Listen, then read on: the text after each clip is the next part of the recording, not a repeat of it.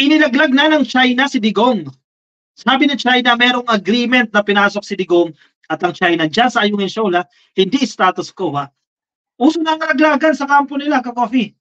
Inilaglag na rin ni Digong si Kibuloy. Best friend niya. Nilaglag niya na din. Paano ang hirap ang ganitong kaibigan, ha, ka-coffee, ha?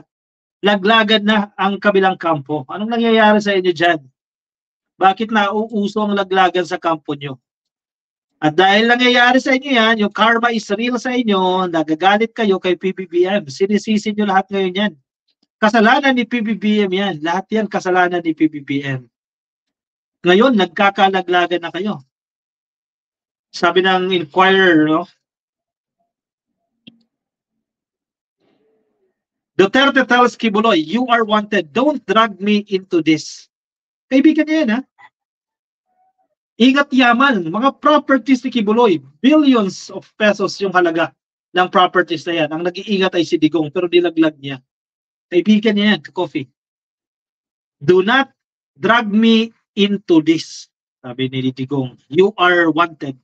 Tama, wanted naman talaga. Fugitive. Lumabas ka, coffee. Okay to, gusto natin itong statement ni Dong Xi. Diba? Umamin siya. At least, yung facts, inamin niya na wanted talaga si Kibuloy. Sige, pasukuin niya yan sa coffee. Para managot din yan, accountable din yan. Sabi ni PBBM, ikaw Digong, accountable ka sa agreement na pinasok mo sa China. Ito rin, si Kibuloy, accountable din siya sa ginawa niyang kasalanan dito sa Pilipinas. Kaya pasukuin yan. Humarap yan sa batas. Paano? Gumagawa pa sila ng diskarte ngayon. Kaya tago ng tago si Kibuloy. Kasi ang gusto nila, kumikilos yung abogado ni Kibuloy na ma-quash itong warrant of arrest. Mabura itong warrant of arrest, manalify. At once na manalify itong warrant of arrest, malaya na ulit si Kibuloy. Yan ang hinihintay nila ngayon. Ginagamitan nila ng chiching. Good luck sa inyo. Nakatutok ang taong bayan. May mga masusuhulan kayo na mangilan-ngilan, pero ang taong bayan, napagdami yan, di mo masuhulan yan. Pastor, sabi ni Dong Xi, Pastor, ikaw naman ang wanted eh. Huwag mo akong idamay dito. Sabi ang tanggol mo, kaibigan mo yan eh. Huwag mo akong idamay dito, Pastor. Sabi ni Dong Xi yan ha. Sa English, Pastor, you are the one who's wanted. Don't drag me into this. Ayan sa mga hindi nakaka-familiar pa sa Pilipino, no? Huwag mo akong idamay dyan. Harapin niya yan ang sarili niya, di ba? Former President Rodrigo Duterte had this to say when he joked and veered away from allegations that he was hiding fugitive and alleged rapist Apollo Kibuloy. Tira mo? Yung pinag-uusapan na ito, nag-veer away siya eh. Lumilihis siya dun sa issue eh. Ako noon, dyan talaga sa buhay niyo. Pero wala daw ka-coffee. Wala daw sa bahay niya. Na kanino? Na kay... sa Duterte din. Saan magtatago yan? Nagbigay pa siya ng lokasyon eh. Bluff lang yung lokasyon niyan. At a press conference on Thursday night, Duterte said he would willingly pour his money if Kibuloy was proven to be at his house. No need, wag nang patulan. Di-deny niya yan. Itong agreement ka with China, di-deny niya eh. Kung di umamin ng China, alam natin talaga walang agreement. At yung iba, napaniwala na walang agreement. Ayun, umamin ng China eh. So, nagsisinungaling lang yan. Huwag tayo padala dito sa, ano to, gimmicks ni Digong. Nasa bahay ko, sabi niya. Look, magkain lang ako, pagkatapos mag-uwi ako. Magsama tayo doon sa bahay ko. Ibuhos ko na lang ang pera ko para maligaya kayo kung makita niyo si Kibuloy sa bahay ko, said Duterte in jest. Totoo ba? Mas lang si Kibuloy. Nagbinigay siya ng lokasyon. But would the former chief executive accept Kibuloy if the sectoral leader surrenders to him? Hindi ko siya tatanggapin. Hindi ako ang authority, sabi ni Kibuloy, ani Digong. So kung baka maliwanagan ng isip itong si Kibuloy, lumabas siya ng lungga niya, katok siya kay Digong, sa gate ni Digong, Dong Xi, pwede bang magtago ako dyan? Hindi raw siya tatanggapin. Ng kaibigan niya, ng ingat yaman niya, hindi siya tatanggapin dahil hindi siya ang otoridad. Doon ka sa PNP, doon ka sa NBI sumuko, sasabihin daw ni Dong Xi. Totoo ba? Sino paniniwala sa inyo dyan? Duterte was recently named as the administrator, ingat yaman, ng Kingdom of Jesus Christ, the sector headed by Kibuloy. Di ba, empleyado ka ni Kibuloy, tapos di mo siya papasukin sa bahay mo? Ang tanong, where is Kibuloy? Nasaan si Kibs?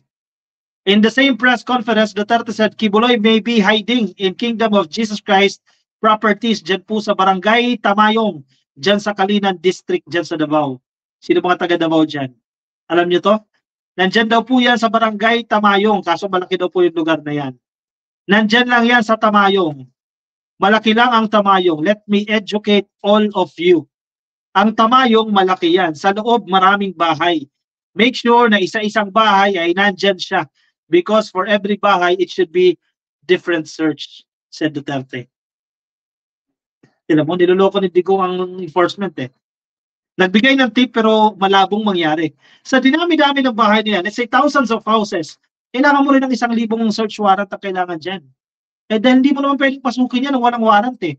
Eh di nakasuhan ka, Coffee, yung law enforcement agencies na pumasok sa mga bahay na yan.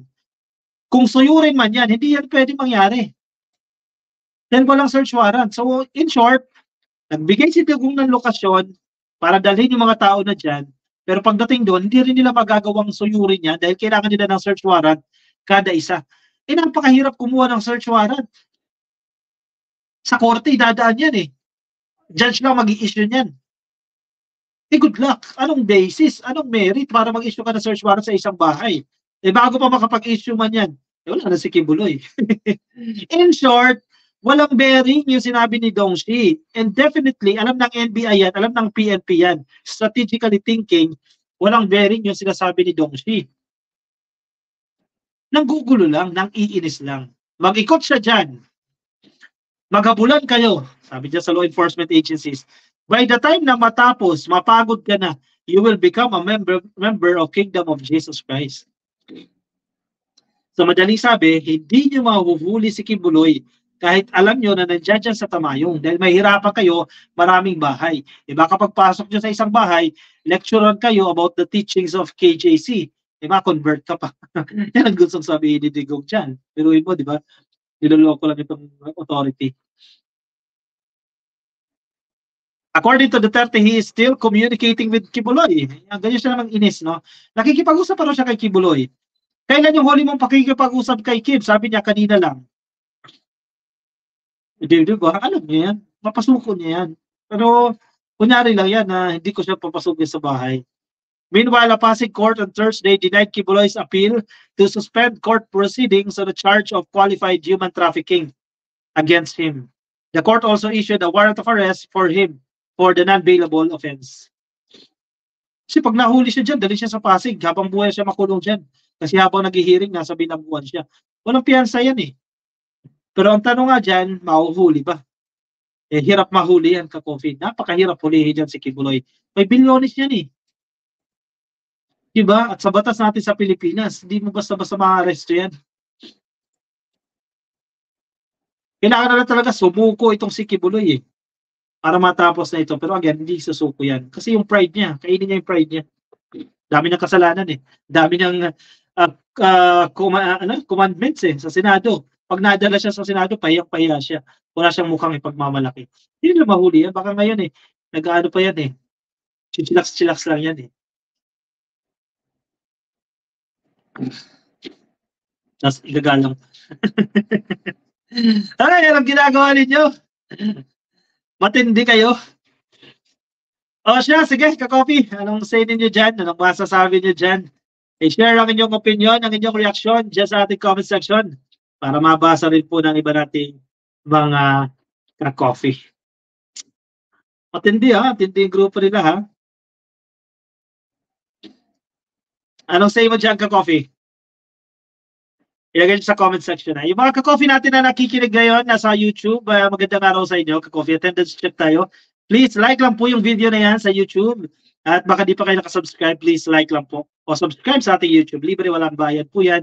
At kung nasa Facebook po kayo, please, ka-Coffee, like and follow sa ating Facebook page. Maraming salamat po sa pagsama sa akin, ka-Coffee. Ingat po kayo ha. Nasaan man po kayo panig ng daigdig. Paalam!